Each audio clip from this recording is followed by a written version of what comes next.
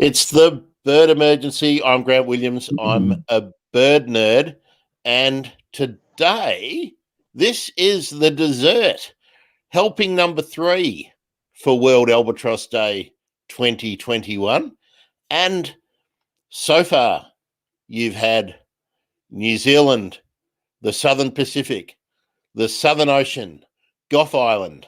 And then we've swung over to Mexico, Hawaii, the Northern Pacific. And now, dessert. It's the Atlantic Ocean. We're talking with Dimas Gianuca. I hope I've got that well enough out. And Dimas is basically the Atlantic Ocean Steph. He's recently moved over to BirdLife Marine and is also affiliated with the Royal Society for the Protection of Birds and has a pedigree which includes Project Albatross. So, without further ado, Dimas, thank you joining us from Brazil. How are you? Welcome to the Bird Emergency on World Albatross Day. Hi, Grant. It is really amazing to be here with you. Thank you very much for this invitation. And it's great being here talking about albatrosses, the threat they face, and how much we improved conservation toward these birds and the challenge we face. And it's really important and really great that we have the World Albatross Day. So it's a pleasure to be here talking about this in this very special day. Well, it's great to welcome someone from Brazil because, of course, Brazil is one of the iconic bird countries anywhere in the world. People are always saying Brazil, Costa Rica, Ecuador when we're talking about South America and Central America as bird locations. But I have to admit that I had never really thought that Brazil would be a seabird hotspot. But that's a pretty dumb thing for me to think because Brazil's got a massive coastline and, sitting on this ocean over here on the Pacific, I sort of discounted the Atlantic. So tell us how big is the coastline of Brazil and how important are fisheries to the general economy that operates in Brazil? Well, the coastline of Brazil, I can't tell you the exact number now in kilometers of the coastline, but I can tell you Brazil is a country of continental proportions. So we have this massive coastline in the Southwest Atlantic Ocean that goes from the southernmost, where I am here with the border with Uruguay, like 33 degrees south, to equatorial waters, like a northern hemisphere, few degrees on the northern hemisphere. So there is a range of climates and temperature and environments. And that's an interesting thing about Brazil, as you told me. You have never been thinking about the Brazilian seabird, because when people talk about Brazil in general, they think about the rainforest and the Atlantic forest endemics, and they see the country as a hot country, as a warm climate country. But here in the southernmost, where I am, next to the border with Uruguay, we are very seasonal. We have a very cold winter. We have penguins on the beach on the winter, fur seals, the albatrosses, giant petrels, and like subantarctic species are all on our coast here in the southernmost. We have 0 degrees in the winter. So here is very seasonal and very cold with the presence of those subantarctic species. And particularly here in the southernmost Brazil, the sea of southernmost Brazil is very rich for seabirds and other marine megafauna, because the waters from the Brazilian stream that flows from north to south with warm waters, they encounter the waters from the Falklands stream with cold and rich nutrient waters, and they mix in front of southern Brazil and Uruguay. And there is a lot of fresh water rich in nutrients flow from the La Plata River and Patos Lagoon, where I am, massive freshwater bodies that make this area very productive. So that's why there's so much marine fauna, including albatrosses and petrels, that we will talk about them. Dimas, we've been discussing in the earlier installments for World Albatross Day mostly about offshore islands. Now, are the majority of albatross and petrel species that you find in Brazil on offshore islands, or are there significant breeding grounds and rookeries for on the mainland? There is no albatrosses breeding on mainland in Brazil. All those birds are breeding on subantarctic species and all these breeding regions that I'm sure you have been talking about. But Brazil is a very important feeding area for those birds, both during the breeding period and during the wintering period also. So we have albatross here that, like the main albatrosses that are foraging here in large petrels and that are vulnerable to interact with fisheries are albatrosses that come from Gough and Gough Island archipelago and Tristan da Cunha, like the Tristan albatross, Atlantic yellow-nosed albatross, spectacled petrel. All these three are endemics from the Atlantic Ocean and are threatened with extinction and interact with vessels. We also have albatross from New Zealand, from your place, like the northern royals, southern royals, white-caped albatrosses. They are very common here. Here is an important feeding ground for those birds. And also birds from other subantarctic islands like black-brown albatrosses and wandering albatrosses. The Brazilian waters is a very important feeding ground for the black-brown albatrosses from the Falkland Islands. So most of the juveniles come to here, and the adults also. So they are the most abundant, and here is very important for them. And for example, in the Africa side of the Atlantic Ocean is a more important foraging ground for black-brown albatrosses from the South Georgia colonies.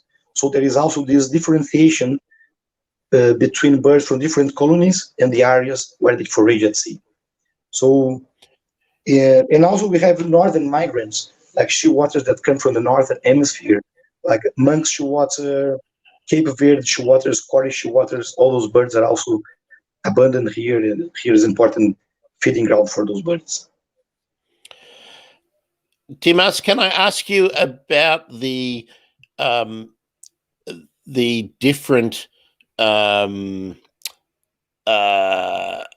conditions that occur in the south and the east of Brazil compared to the northern coastline, which is adjoining the Caribbean?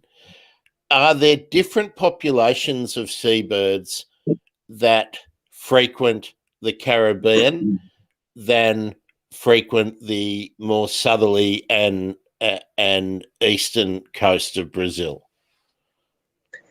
Yes, the seabird assemblage at sea, the seabird communities of southern Brazil are characterized by this strong presence, like high abundance and diversity of albatrosses and petrels. Because albatrosses and petrels are birds that spend most of their time. They are characteristics for more subantarctic and temperate waters below 20 degrees of latitude south, 2025. So we don't see albatrosses and white-chin petrels, giant petrels, all these um, subantarctic large albatross and petrels, more in more tropical waters below 20 degrees. And in the other hand, a lot of seabirds that are more typical from tropical areas in the Caribbean. They occur in the area more at the north, but are not frequent in the south. Not necessarily albatross and petrels, but different species of terns and boobies, tropic birds, frigate birds. These are all more birds from the tropical region. And are there storm petrels and shearwaters in the Caribbean waters of Brazil? Yes, absolutely. The Wilson storm petrels, they are pretty much everywhere. It's quite pretty amazing how these very tiny birds are just spread across all the ocean. And they are very common and abundant around fishing vessels as well. We have prions. The diversity is very high. I pointed out early before the species that interact with fisheries, but there is a huge diversity of prions, storm petrels, shearwaters, skuas that occur in this area. It's a seabird smorgasbord. There's no doubt about that. Yes, absolutely. Now, I got when I mentioned that I was speaking to someone from Brazil, to one of my friends, I got the message that I had to ask you about penguins. Are there Brazilian penguins? Yes, are there Brazilian penguins? As in the same way you say, there are Brazilian albatrosses as well. All the albatrosses that occur in feeding here and rely on Brazilian waters that I mentioned here, they are in the Brazilian species of birds. They're officially Brazilian seabirds, even they don't nest here. And the penguins is the same situation. They came from the Falklands and southern South America continent, and here is very important feeding grounds for them.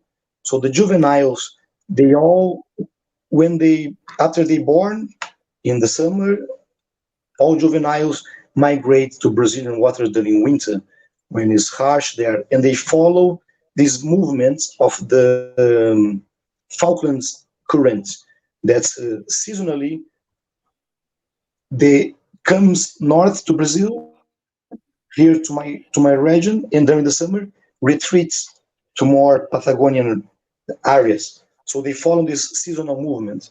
So the penguins are definitely Brazilian penguins as well, because when you think about the species, we have to think about their requirements across the life cycle. So they breed in their area, and that's important, but they rely on other areas for the breeding cycle, and countries have responsibilities for what happens with these birds in their territories. So it is important that they are listed as seabirds of these countries, and the countries also take responsibility for their conservation and management. And that's the marvelous thing about seabirds, is that they're global citizens, truly. They can turn up anywhere, and of course they're having to put up with storms and whatnot, so vagrants are likely to turn up on any coast, really. So just to labour the point on penguins for just a minute longer, Dimas, which penguins would someone be likely to check off their life list if they were to be visiting the shores of Brazil? Pardon, which penguins they are expected to see, like hands down, the species they will find? Yes. The Magellanic penguin.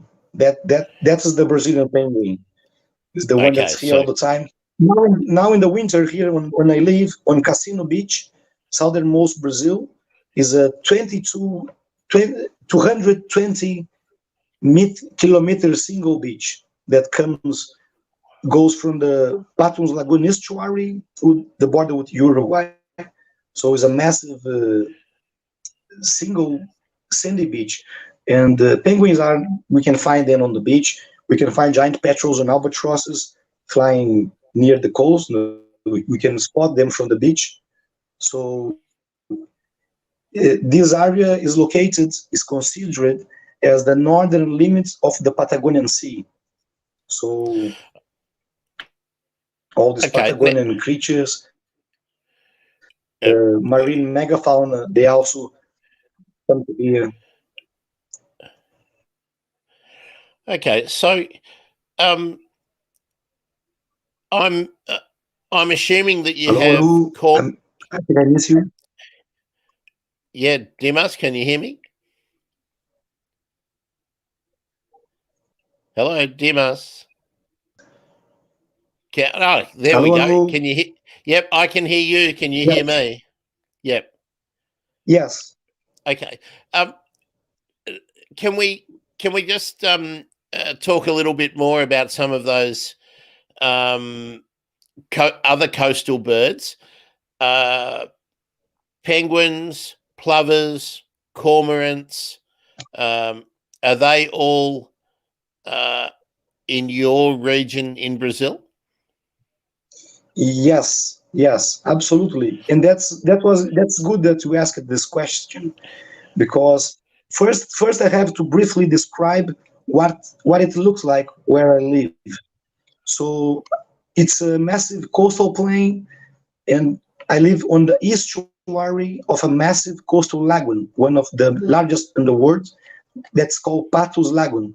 It has uh, nearly 10,000 kilometers square of area, and the estuary is nearly 1,000 kilometers square of, of the estuary, and this is all flat and sandy, with a very large coast, sandy beach, sandy dunes, grasslands, and wetlands. So we have estuarine wetlands with salt marshes and freshwater wetlands, really massive across these wetland systems. So cormorants, herons, egrets, gulls, all water birds and seabirds are very abundant here. There are lots of nesting grounds, and you can see these birds across the beach, on the estuary, and on freshwater wetlands. It's very important for shorty birds, for migrating shorty birds. The sand beach, we can find lots of um, red knots. The I'm bad for the English name of the shorty I'm birds, I'm but there is a I'm higher. thinking. Yeah, I'm thinking that you've got sandpipers and curlews and oh, well, everything stints. What I would like to know is the estuary a Ramsar protected area? Yes, yes. The Pato Lagoon estuary is considered a Ramsar site, and there is That's a massive wetland that it's called Taim wetland. That's really massive.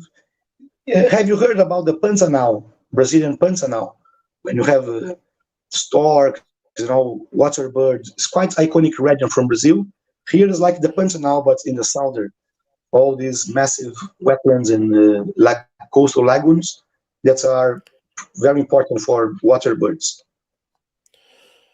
sounds amazing, and yes, we always think about Amazon jungles when we think about Brazil, but your location at the southern end of the Brazilian coastline just sounds like somewhere that more and more bird watchers need to put on their bucket list. Dimas, Absolutely. We are at the biome, the Pampa biome, it's called the Pampas. It's the biome from the Uruguay and Argentina biome, the Pampas. okay, So it's the cowboy region. Yes, what we call the gauchos. The gauchos, exactly. Yeah, Now, so my place is totally gaucho culture. We drink mate. That's a special tea that we drink here, and all the the horse culture, the countryside culture. It is very strong in the culture where I live here. So the southernmost Brazil, it looks like culturally much more like Uruguay than the North Brazil. now, what I know about gauchos can probably be written on the back of a postage stamp, Dimas. But what comes to mind for me is sombrero wearing uh, men on white and palomino horses and ranching cattle. So, do you have conflict with the agricultural production in the region and for things like runoff affecting water quality in the estuaries? And are there conflicts with the usage of the beaches by humans with their pets and uh, dune buggies, horses, things like that? Yes, absolutely. This is the problems that we find everywhere across the world, where to have people living with and in the wildlife. So basically, here is a huge estuary that's very important economically as well. So there is a lot of industrial and portuary activities, ships and containers and all this kind of stuff. Fer- Fertilizers industries. So there is some threat of these activities to the estuary, but a lot of management programs incorporated to these activities for public policies. But of course, there is degradation, and scientists have to work closely with the policymakers to develop efficient management plans to avoid those threats. Pollution of the water, of course, is another problem. Treating the sewage and all this stuff, and this is critical because the estuary here where we live is very important economically as well. So artisanal fisheries relies a lot on the fish, shrimp, and blue crabs here in the estuary. So degrading the estuary, we are also degrading the ecological services provided for this area. And there is another very particular characteristic here that cars can go to the beach. So as I told you, the beach have 200 kilometers. So you can put your car on the beach and go wherever you want. And is during the summer as a beach, there's a huge number of thousand and 100,000 people that come to here for summer vacation and completely occupy a very important and suitable foraging area for shorebirds that completely disappear from the area. And so there are sandy dunes that are also impacted by these kind of activities. So, and there are also, despite the beach is very huge, there are some parts of the beach that are not very suitable for the forage of those seabirds, the shorebirds, because So the steep of the that's beach is very good that the birds avoid because of disturbance by people. sadly that's a situation that's shared in some parts of Australia too, where recreational four-wheel drive um, pursuits are carried out on long stretches of beautiful sandy beaches that are perfect breeding places for plovers and dotterels um, and resting places for migratory shorebirds. So again, a global problem, and those pressures are probably going to increase. Uh, Dimas, can you tell me what the major management activities are that are undertaken in Brazil, and is it mostly government action or is it NGOs doing the bulk of the work? Talking about a broad picture, not only about albatrosses or birds, there is a good cooperation between government, academics, and NGOs for developing national plan of actions for addressing those threats. So there are national plan of actions for albatrosses, other seabirds, other threatened species. The fisheries management arena also involves different stakeholders and academics, NGOs, governments, trying to find the best solution and the best management plans. But so it is a effort coordinated by the government and supported by the academics and the NGO that have a very important role into those processes. And these include also very important actions for the seabirds. But the bottleneck, and that's not the case only from Brazil, but we can talk about this also in the fisheries arena, is the implementation of such management plans that requires lots of effort, investments, and people. And very often, the government agents don't have the reach, don't have enough resource to ensure and enforce the needed actions and this kind of stuff. So the work that have been done on this sense, it's very important, but there is also important steps to be done and challenge to be outcome. How are the management decisions and the policies developed in Brazil? Are they species specific? Are they habitat specific? Or are they geographical in nature? Well, all the management and conservation plans, if we talk about, we, we, we can't really make this division. I think there are so many different levels of management because, for example, all the pristine and important natural areas like salt marshes, wetlands, forests, sand dunes, all these ecosystems are uh, permanent protected areas. So it is a protection by ecosystem. So those areas cannot be destroyed, replaced, degraded. So it's a ecosystem-based protection.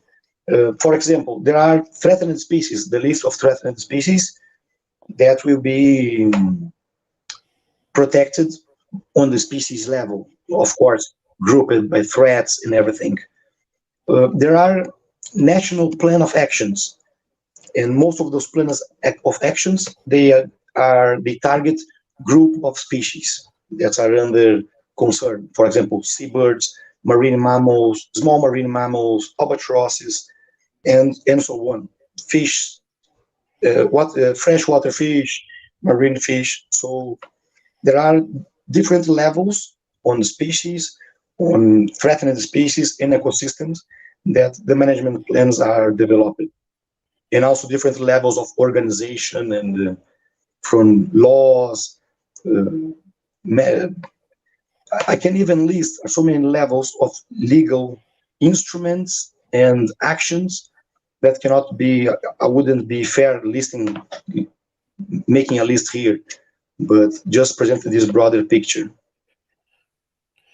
One of the things that I'm always struck by, Dimas, is that often there is a lot of effort put into policy development and research and awareness raising, which I guess is what I do. So I guess that's what I'm adding to as well. But there isn't an equal amount of effort an impact when it comes to carrying out the policies and actually protecting areas. Is that a situation that is occurring in Brazil? And perhaps if you are able to talk about maybe the rest of continental South America? Well, I can't really speak for other countries, for example, but I can speak more about how things are in Brazil, and more specific, even how things are in relation to seabirds and albatrosses. But you know, speaking broadly, when you ask about the amount of effort in the share of effort between implementing, creating, research, and etc., there is all there are obviously different requirements of effort for every step of the process. And for example, consulting, creating the process needs research that's and previous information to guide any policy, or in first place to demonstrate that a policy is needed for any there is a threat that need to be addressed, and there is governmental responsibility and the threat should be addressed. So the first step that someone has to show this can be the government or the academics or the NGOs. So previous information is needed to indicate where it's necessary intervention and what measures, what the management plan should be. So this is a very important part of the process that includes research and the participation of academics and etc. Then there is another step. Everything I'm talking is very broadly, not only for Brazil. That is the creation of these things. So how we will do? Let's create a technical accessory group. Let's invite people, do workshops, and deliberate how things will be created. This is not is the relative easy part of the process. Bring people together, write things, find the solutions. But when it comes to go to the field and change the behavior of thousands of people doing whatever the activity, if it's fishery, or if it's mining, or if it's collecting, whatever, that's the bottleneck, because these require a massive effort in different levels. You have the effort to inform people. No, you can't just create something and in the other day come to apply and enforce and find people. You have to go there and say, look, this was created because this blah blah blah. Inform people what is the purpose of any intervention in creation and regulation, and you have to training people.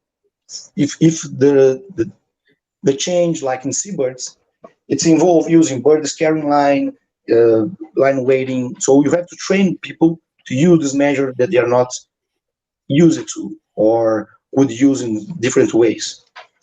And then you also need enforcement, monitoring. We can't just leave people up to their will. You need some control elements to make sure everybody will follow the rules and you will have the outcome. In this case, the reduction of seabird mortality or the protection of a species or avoiding any impact. So at three levels: research, creating a plan, and implementing the plan. That's the most difficult. Dimas, you might need to give me a bit of a lesson in politics and governance in Brazil. I understand that Brazil is a federal country, a country with a federal system.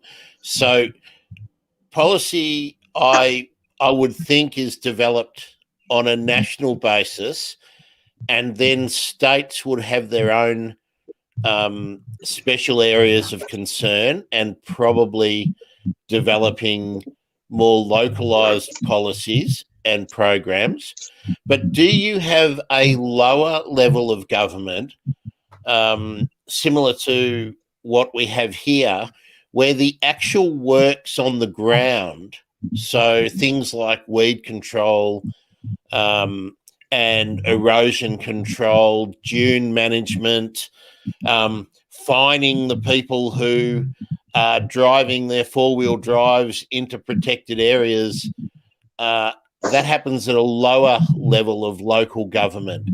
Is that how enforcement works in Brazil? And if I can get you to further comment not only on enforcement but also organising the actual labour, the bodies on the ground to do protection or reclamation works.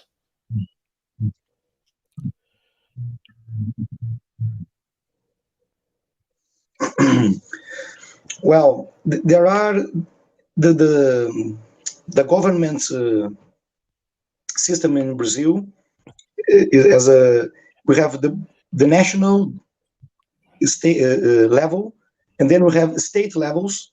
So we have several states. I'm here in the Rio Grande do Sul states, and you have the county, the municipality level. So and who all the rules that are on the national levels apply to all. Yep. To all. For example, let me see if let me understand you. When you said, for example, some driving trucks on the sand dunes, for example, can be allowed in one state and not in the other. That's what you told me about your situation. Yes. And for example, no, here is not like that. So let me explain you. So here's not like that. You have, for example, the protection of the environment, for example, permanent protected areas, they are all federal.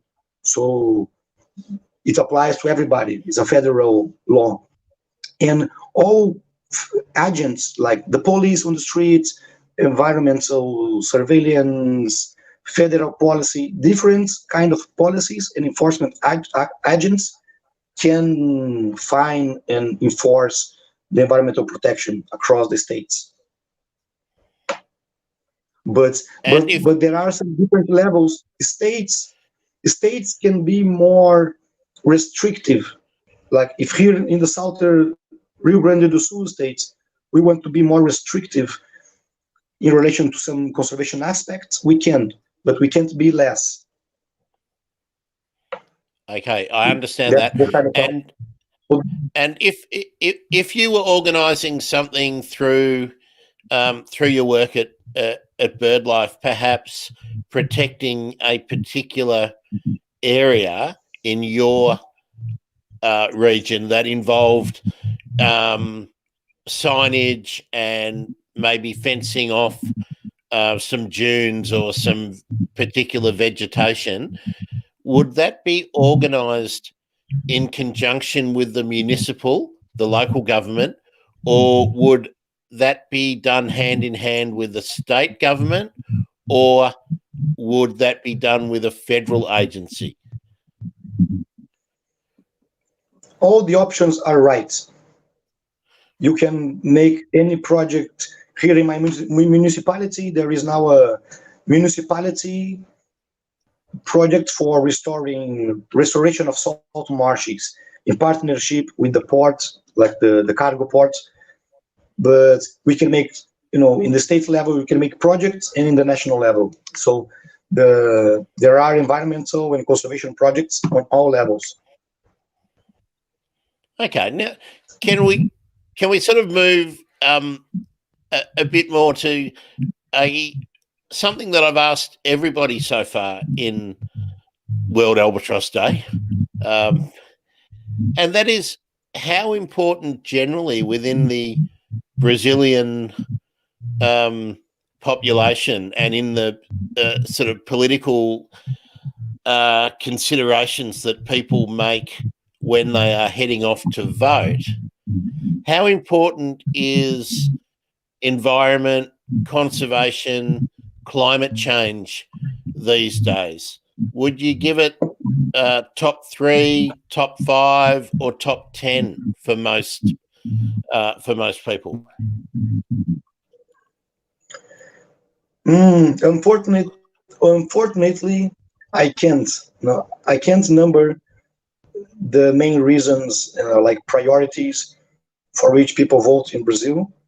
I really can't. And people vote in Brazil in a very uh, tragic way, I could say. So there is a very polarized situation, and where in one side people vote or wish or desire environmental protection, um address climate change, human rights, and kind of stuff. And in the other side, there is some more also radical people, and everybody that kind of defend the environment is kind of labeled as something in the other side. So it's very polarized, and I can't really say that there is any least top like concerns, top motivation for people to vote. Yeah. Can't go into there. Yeah, no, and the purpose for asking that is just to get a comparison, because in recent years, climate change in Australia has started to become a probably top 3, top 4 issue. And in the 80s, the environment was very high, but for a lot of years, all environmental policy sort of slipped down to about number 10. Now, I just want to labour the point just a little bit, if I may, Dimas. When election times roll around, whether it is local or state or federal, do both sides of politics produce or promote their environmental credentials, or is it really only what we would nominate the leftist side that promotes that? Like, if there was a national debate between 2 candidates, would environment even get discussed? Yes, absolutely. The environment is very important, is in the agenda. Everybody must address, and at least must to speak, they will address. So environment is, of course, in the list of concerns and in programs and promise and campaigns, but can't really say, really depends on the candidates and everything. Can't really say that one or another proposal, or because, can't really say that one or another side is better or worse in terms of the in political campaigns. Of course, when you see this is the kind of thing that it's case by case. When you see what they offer, you see which one's better for the environment or not. But how much this will influence people vote is another story. Yeah, so of course, and this is not a Brazilian thing.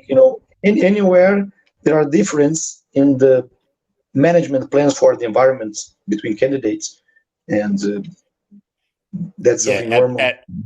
Yeah, absolutely. I'm trying to be very general in terms, because we can't, left and right and all those arguments become sort of pointless. I guess I'm just trying to get a sense of, in a time where COVID has just dominated public discussion and the way everyone has handled COVID, and the health systems, management of health systems. I just wondered whether that had sort of pushed, and climate change particularly has become front of mind, but some of the other environmental issues sort of are dropping off the radar a little bit. So I don't want to put you on the spot, because I know we're not talking politics, we're talking action. Yeah, no, absolutely. But one thing I can just mention, as a curiosity and a fact, is that pe- people are not really aware now in Brazil about effects of climate change and environmental destruction. For example, the southeast Brazil main cities, São Paulo, Rio de Janeiro, all the central region, that's a strong agricultural region, very important for the Brazilian economics. It relies from the rain that is produced by the Amazon forest and all the forests. And the most they deforestate, the less rain comes to the central and southeast Brazil. So you have shortage of water. You can't don't have water for producing. So this is a very important impact. We are in this moment we are suffering this, but people can't really make this link and act accordingly. Industry and governments and everybody to prevent that this will soon happen and bring a lot of costs economically, social. So we are destroying the rain that supports the cities and the agriculture, like cutting off the forest. Yes, certainly. Nothing is done in isolation. Dimas, can we talk about specifically the work that you're doing, the projects that you're involved in with BirdLife International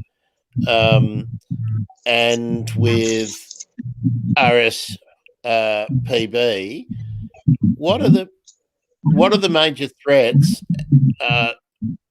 for seabirds for you, and what are the main projects? Well, seabirds are among the most threatened group of birds, and they are particularly threatened by introduction of invasive species on the islands, like rats, pigs, cats, that destroy the environment and kill eggs, chicks, and even adults in case of mice and cats. Um, and another very important threat, and it is definitely the most pervasive and important threat at sea, are fisheries bycatch. That is the accidental mortality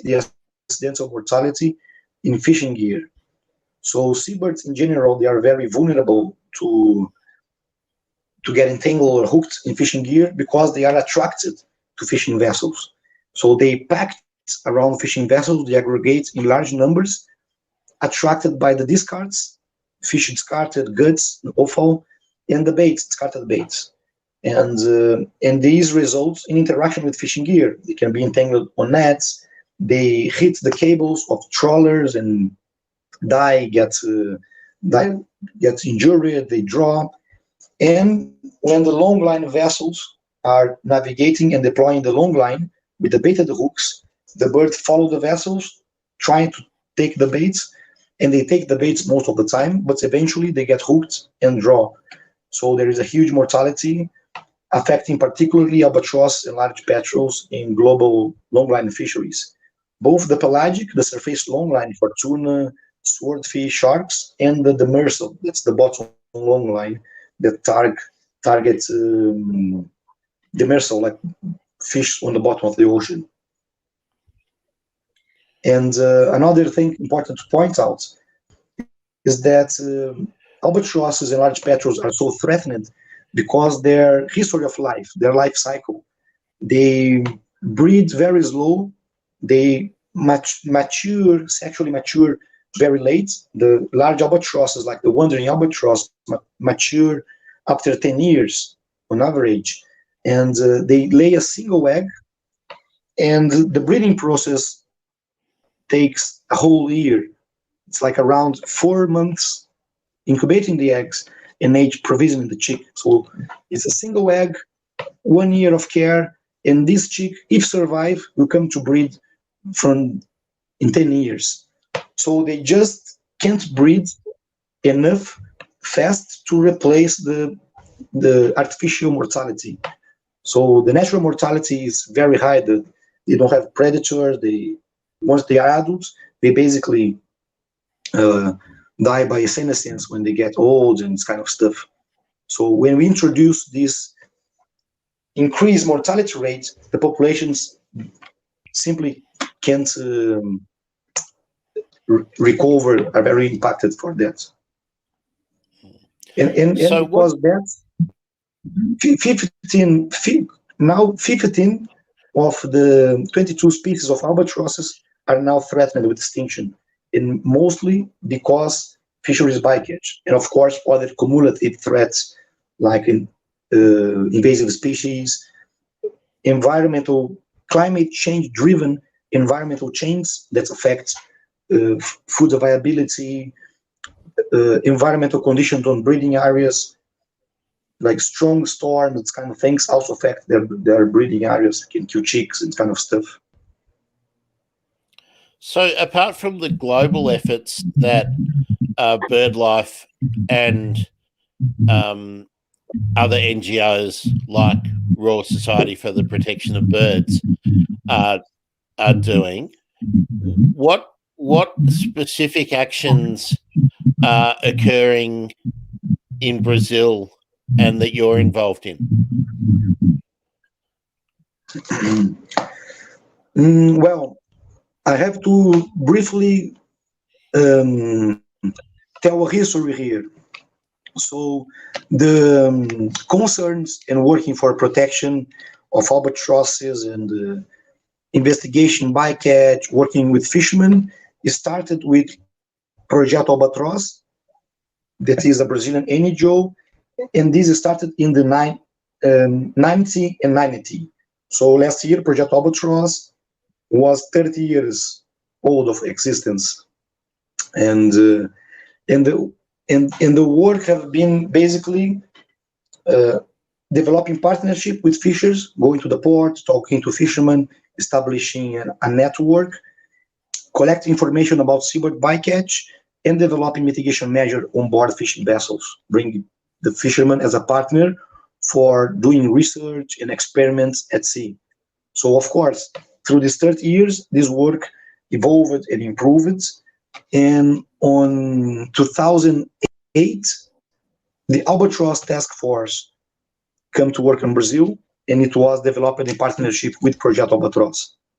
And this work was very productive, and it involved basically monitoring bycatch through onboard observers, and also using the fishermen as our observer, kind of this, because we give them sheets, specific sheets to report seabird bycatch and all the conditions, important variables of the longline setting, and then bring this information for us. So this helps us to understand how mortality varies seasonally, what are the levels of mortality, and this kind of stuff. And we develop with fishermen a relationship of trust. So they take us on board to monitor with research purpose only what's happening, and we also are able to convince fishermen to change their fishing gear, like the total fishing gear. For example, do some tests with specific line weighting that's changed the position of the weights in relation to the hook to increase the sink rates, or using, for example, the hookpod. It's an innovative mitigation measure that protect the hook and release beyond the reach of the birds. So this is a very important aspect of the Brazilian work, this capability of develop trials, experiments in commercial fisheries, because the fisheries, when they go to the sea, they have a bill to pay, very expensive. So changing the fishing gear is very sensible thing for fishermen. So when they accept that we do the research on their vessel, they are assuming the risk that could be involved in reducing, for example, their catch. So this is very important. And we learn about a lot from fishermen. We can develop something to be used at sea by fishermen if it's not in partnership with them, with their feedback and background and experience. So all this work have been developed with fishermen. And I can briefly list that the work developed in Brazil helped to develop a model of bird scaring line that now is recommended by the agreement for the conservation of albatross and petrels. We helped to develop and understand we supported the line weighting regime as a mitigation measure based on the research we have been doing here. Also, how changing the position of the weights close to the hook, we increase seek rates, night setting, and also developing the hook pods. That's a very innovative and important mitigation measure that we have been trialing this in Brazil since 2011, when the first trials with the hook pod started. So we have been a partner in the development and testing of this mitigation measure, all thanks to the fishermen. Yes, and I can't let the opportunity go, Dimas, that I can't remember if it was episode 3 or episode 4 that I spoke with Dr. Ben Sullivan, one of the developers of the hookpod. So, yeah, big fans of the work of the hookpod here at the Bird Emergency. And it's great that the uptake of the hookpod and changing the setting methods for the lines is increasing around the world, and that more fisheries are taking it on. Oh, that's great. Yeah, it's nice that you met Ben. Absolutely. That's Yes, cool. we Let me now tell you the second part of your question, and I will try to be very briefly. So I was talking about how we start to understand the bycatch levels, develop the solutions, work with fishermen, and now there is another phase in Brazil that's about the public policies. So Brazil is now signatory of the agreement for the conservation of albatross and petrels, the ACAP, and also Brazil has its own regulation for protecting seabirds from bycatch and long lines. So now every single long line vessel below south of the 20 degrees south are required to use simultaneously bird scaring lines, line weighting, and set the hooks at night. The 3 mitigation measures are now mandatory for all pelagic longline fisheries in the main area of albatross and petrels. And we also have, as I said before, the National Action Plan of Action, including NGOs like Project Albatross, academics, and government, fisherman sector as well. So things are moving well in Brazil. There's lots of effort and good public policies for seabirds and albatrosses, but we still have, as I told you, a long step to go until these are fully implemented. But that is really good news that more and more fishing operators are doing the right thing, and that the enforcement is there, and that the will is really there to continue reduction of bycatch. So that's fabulous. Now, let's deviate a little bit from albatross specifically. Let's find out about you. Let's meet you. How long have you been with BirdLife Marine over there? And would you consider yourself an academic or a practical conservationist? Well, my work with RSPB and with Project Albatross, they start at the same time back in 2011. After I finished my master's, I applied for this position. That was a position from Project Albatross to develop the ATF work here in Brazil. So I became an Albatross task force instructor in 2011, and I worked on this position until 2014, when I moved to UK for doing my PhD at the University of Exeter with Dr. Stevie Vautier and Richard Phillips from the British Antarctic Survey. So in my PhD, I worked with giant petrels from South Georgia and how fisheries and climate change affect their demography, survival, and population projections. So that's what I did. And when I came back to Brazil, I start to work straight away as a scientific coordinator of Project Albatross again, in collaboration with the ATF, and recently just moved to BirdLife. But since 2011, including my 4 years in the PhD, I keep working regularly with Project Albatross and BirdLife, Albatross Task Force also regularly, including going to some meetings in UK. So I have been working continuously with BirdLife and Project Albatross since 2011, focusing on reducing seabird bycatch in longline fisheries. So in that time from 2011 up until you went to the UK to do your PhD, was any of that work that you did placing you actually on fishing vessels as an observer or collecting data? Yes, of course, Grant. That was one of the great parts.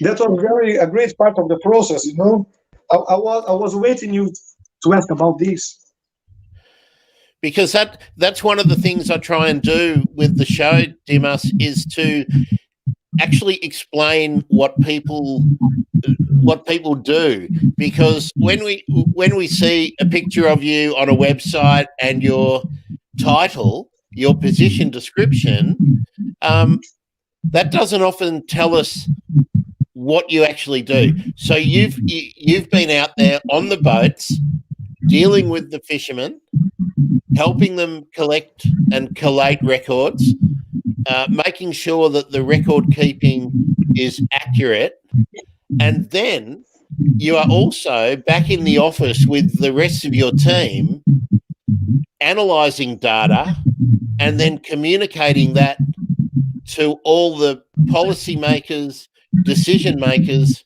but also people like me and students and the community at large. So can I get a sense from you about how much of the work that you do is sort of desk-based and how much of it would be, you know, what we would loosely term hands-on in the field? So let's go. That's a good point. So from 2011 to 2014, I was an ATF instructor, you know, Albatross Task Force instructor. And as you know, the Albatross Task Force instructors goes at sea, and that's is one of the differential of the program. It's like boots on the deck. That's where things are happening, where the bycatch happening, where, you know, fishermen are working. So during this period, yes, I was going to the sea quite often on pelagic longline vessels based on Rio Grande port, southern Brazil.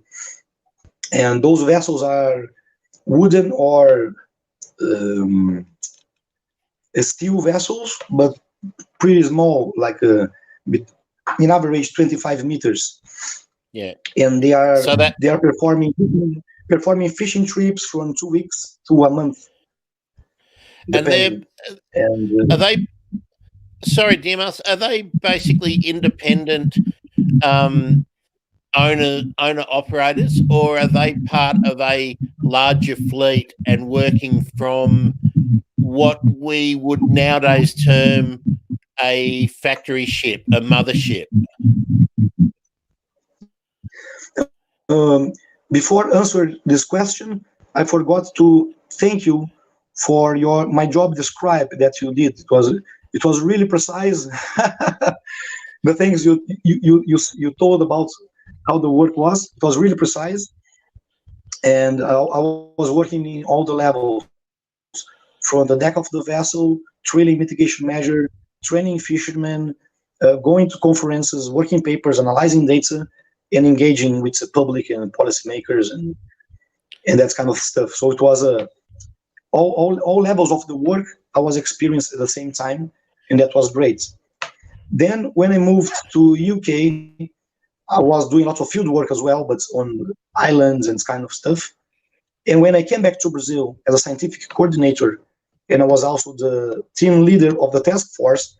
And then I was not, I wasn't going to the sea anymore. I just went once for a short documentary, just a 3 days fishing trip. But because my work now is most basque based, so yeah, all the reports and stuff. So not going to the sea anymore. I want to go, but you know that's how things are. So now I'm like doing the protocols, coordinating the teams, and there were other ATF instructors that go to the sea and observers, but unfortunately, yeah, I cannot go anymore just because How big? I'm too busy on the desk. Oh, I'm too busy definitely. on the How? desk now. Yeah. And How? another thing, just another aspect, just to let you understand, the vessels here are pretty rustic, so there's no communication at all with land. There's no internet. So when I go to the sea, I'm just totally disconnected. People on land just know that I should be back after two weeks, 20 days, and nothing else. And at sea, I don't know nothing as well. I don't have any news, access to radio, nothing. So you just completely are disconnected and come back, no contact with family. So at the current position, I can't be at sea, for 20 days without checking emails. No. And of course uh, for our dear listener, um, as it was mentioned by Steph in our entree edition for World Albatross Day, is that life at sea can be dangerous, not just because of storms, those kind of issues, but not everybody involved in fisheries is really supportive of the work that you're doing. Well, I can say this for our reality in terms of people, non-comparative crew or hostile crew. That's what we are talking about. This Definitely. is definitely this is definitely an issue. It's widespread, specifically on the high seas, and it, it, I'm not going forward on that, but it's a problem and it's happening. But this is do not apply for our reality here because we go on the vessels voluntarily. Skippers voluntarily agree to take us on board and do the research with us. So we are welcome on board. And not only we are welcome, but especially when we are doing, especially no necessarily when we are doing trials that we have controlled trials, setting experiments, changing the routine on the vessel, we need cooperative crew as well. So if the crew don't cooperate, we can't do an experiment in a commercial trip. So here in Brazil, we are always welcome. Fishermen are collaboratively, are friendly. These do not apply for us.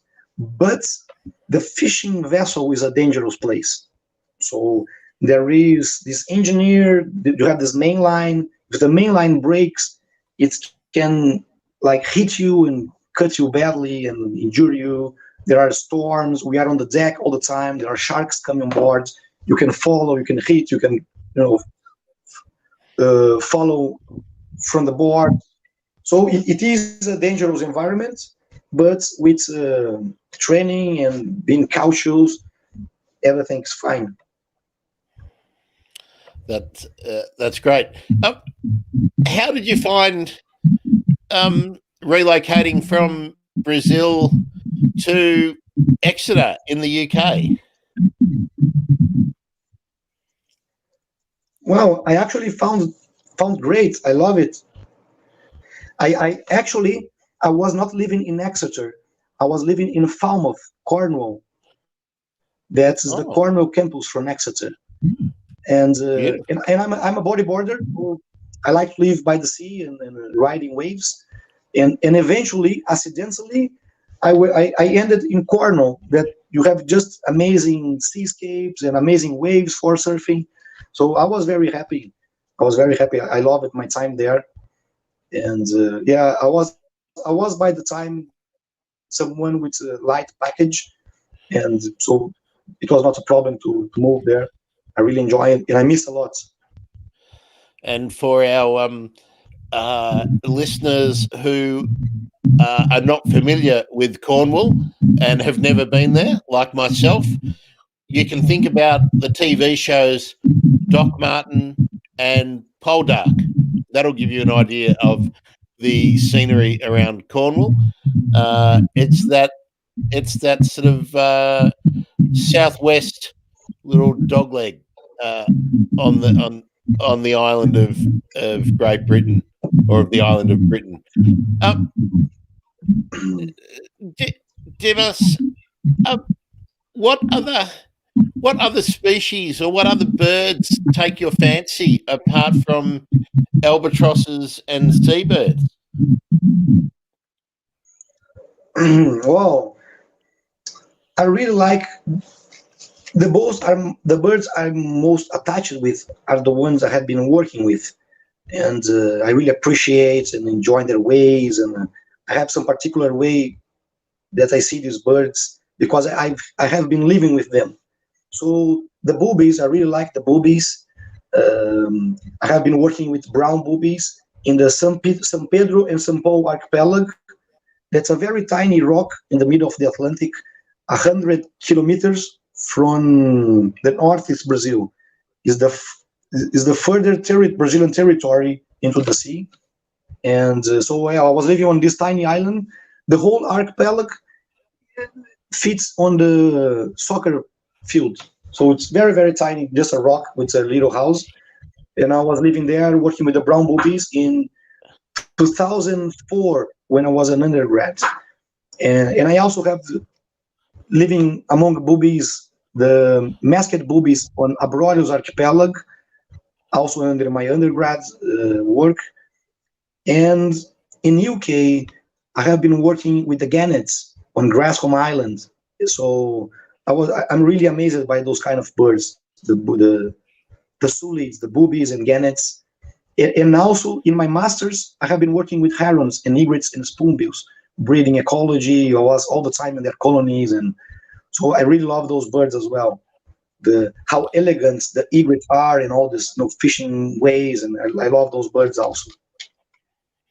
Well, I haven't done an episode with herons or egrets yet, Dimas, so I might be calling on you again to share some of your experiences with those birds, because they're pretty amazing, especially if they're doing the umbrella fishing. That's always amazed me. Yeah, absolutely. And as I told you, I live in a place that's just filled with water bodies, estuary, freshwater wetlands, beach, and those birds, they benefit from this heterogeneity and are really abundant. My masters, I did the work in the breeding colony with 4,000 breeding pairs, roseate spoonbills, 8 species of herons and egrets. So it's quite rich and abundant. And any ibis in that colony as well? Yes, we have not on my colony, but ibis here are just ridiculous abundant. You go to the fields, and during the winter, the fields are flooded because of the rains, and it's just packets of ibis, and you have these flocks of hundreds on the sunset, just crossing across the sky, thousands and thousands crossing for roosting sites. The white-faced ibis, and I'm not good with the English names, is the Plaga chili. It's 2 species, one very abundant, just a black ibis, really abundant here in South America. I think we might call that the glossy ibis too. I think is common in Brazil, is it not? Yeah, I tell you now in a second. Consulting Dr. Google. Yeah, absolutely. Yeah. Well, he's everybody's best friend. Everybody's best friend.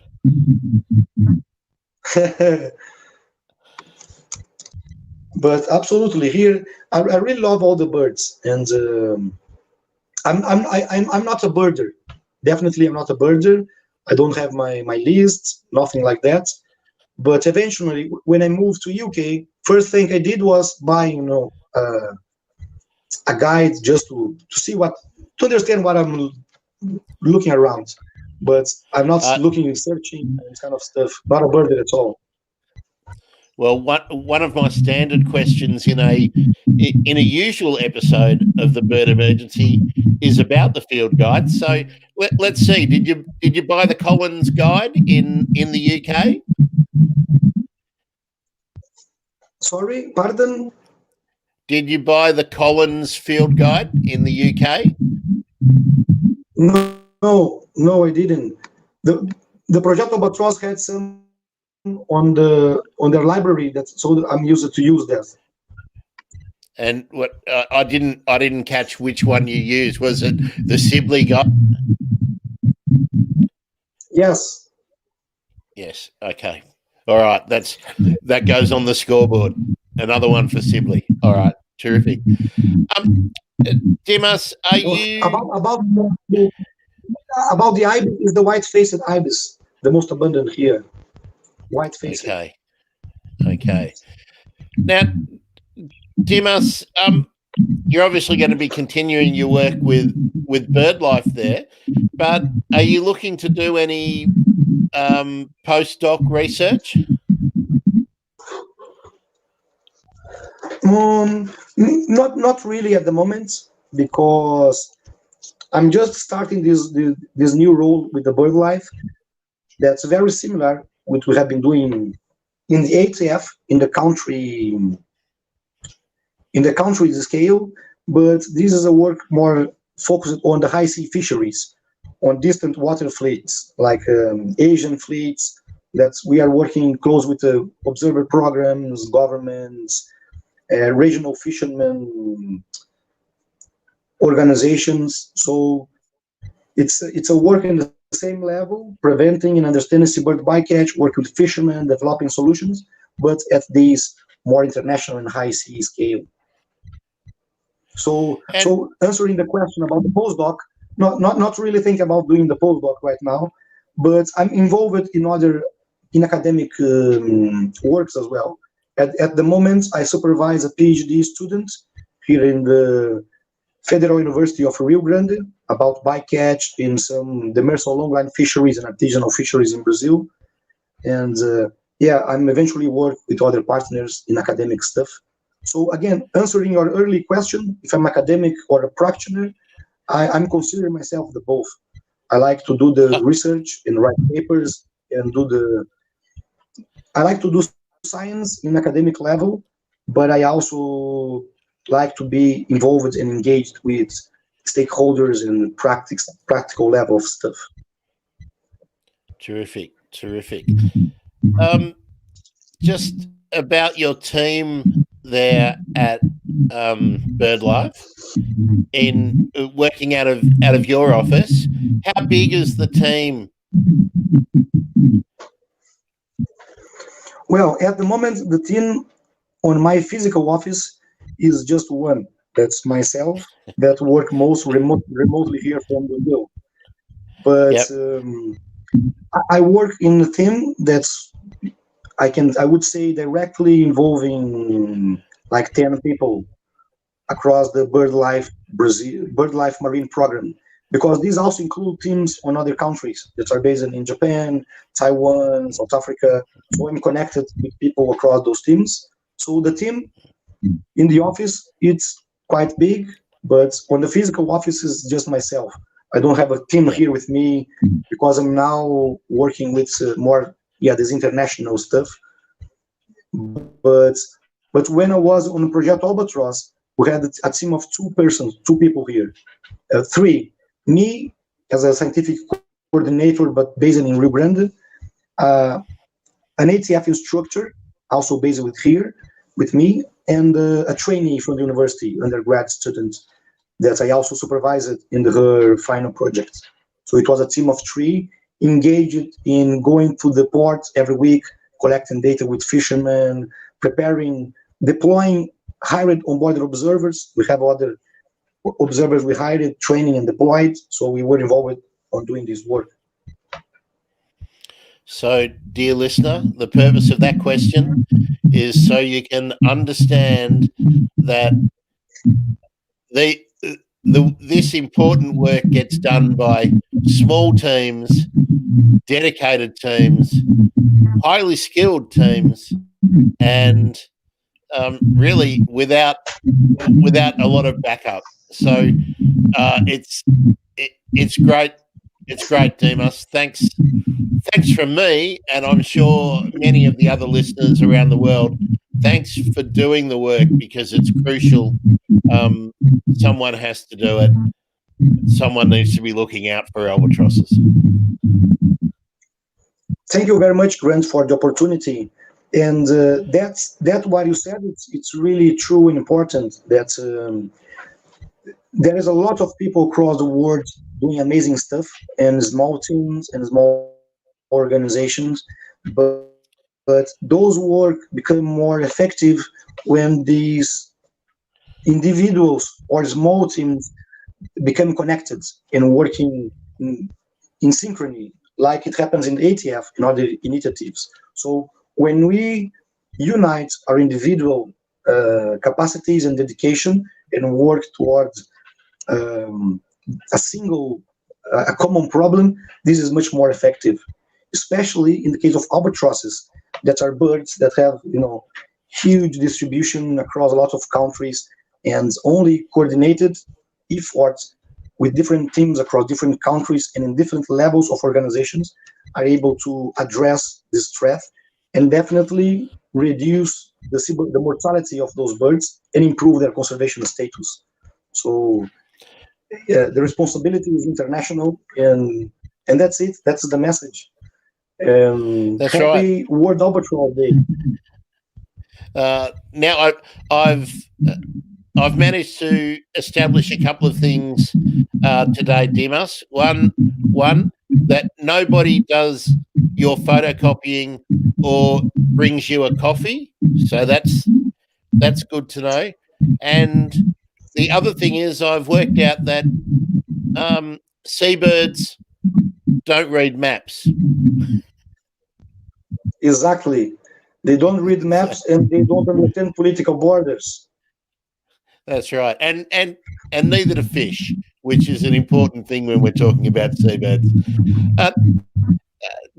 Dimas, thanks so much for giving us so much of your time. We can now let off the fireworks. Woohoo! Happy World Albatross Day, everybody. Pleasure to meet you, Dimas. Happy Albatross Day. And I hope that we're speaking again sometime about herons and egrets and spoonbills and your amazing location. I'm Grant Williams. This has been the Bird Emergency. Thanks so much for listening. Happy World Albatross Day. Happy World